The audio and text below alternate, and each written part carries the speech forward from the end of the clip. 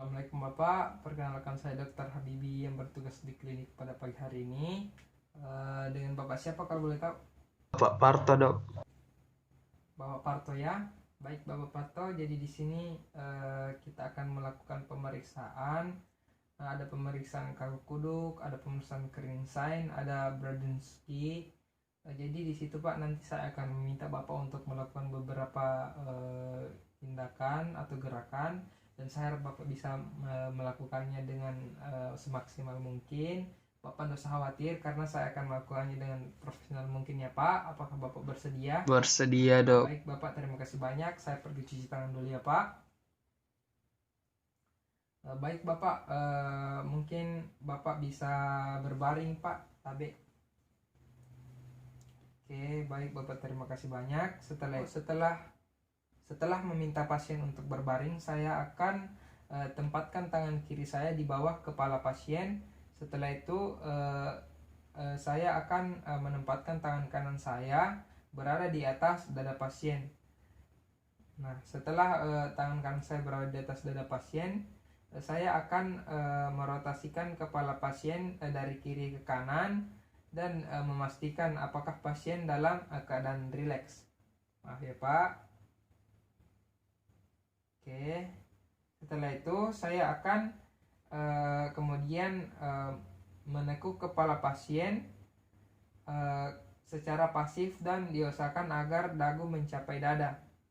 Tadi Pak. Oke, baik Bapak, terima kasih. Normal bila kaku kuduk negatif. Abnormal jika terdapat tahanan atau dagu tidak mencapai dada. Baik Bapak, terima kasih banyak. Selanjutnya saya akan melakukan pemeriksaan Kranieschein. Jadi pasien masih dalam keadaan berbaring atau terlentang. Kemudian saya akan meminta pasien untuk mengangkat kakinya 90 derajat. Tapi Bapak mungkin bisa diangkat kaki tadi Pak. Oke, baik Pak. Tadi maaf. Setelah itu saya akan meminta pasien untuk mengekstensikan bagian pada persendian lutut sampai membuat sudut sampai dengan 135 derajat. Baik Bapak, tabe.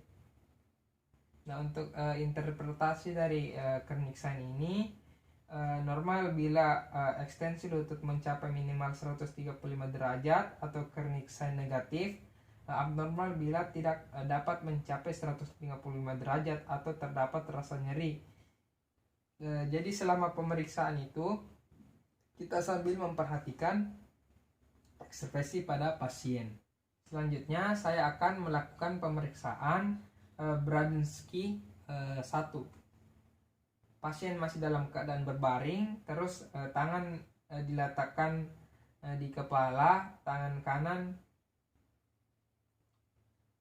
Terus saya akan meletakkan tangan kiri di bawah kepala pasien, terus tangan kanan di atas dada pasien. Setelah itu saya kemudian akan meminta pasien untuk melakukan atau menekuk kepalanya dengan cepat ke arah dada sejauh mungkin yang pasien bisa. Setelah itu tangan yang satunya lagi ditempatkan di dada pasien untuk mencegah diangkatnya badan. Jadi tangan kanan ini berfungsi untuk penahan. Bapak mungkin bisa ditekuk kepalanya Pak.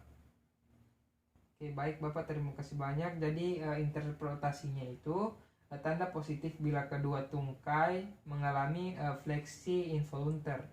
Baik Bapak, terima kasih banyak. Selanjutnya saya akan melakukan pemeriksaan Brodzinski 2, di mana pasien masih dalam keadaan berbaring. Setelah itu satu tungkai difleksikan secara pasif pada persendian panggul. Tapi Pak, mungkin bisa kita angkat kaki tadi yang bagian kanan dulu. Oke, baik, terima kasih banyak. Setelah itu baik Bapak, terima kasih. Untuk interpretasi dari Brodzinski 2 ini, tanda ini positif bila tungkai yang satu terjadi fleksi involuntir pada sendi panggul dan lutut kolateralnya. Selanjutnya saya akan melakukan pemeriksaan Brandunski 3 di mana pasien masih dalam keadaan berbaring dan terlentang. Setelah itu saya akan tekan os zygomatikusnya. Setelah itu apabila terjadi involunteer pada kedua ekstremitas inferior berarti positif.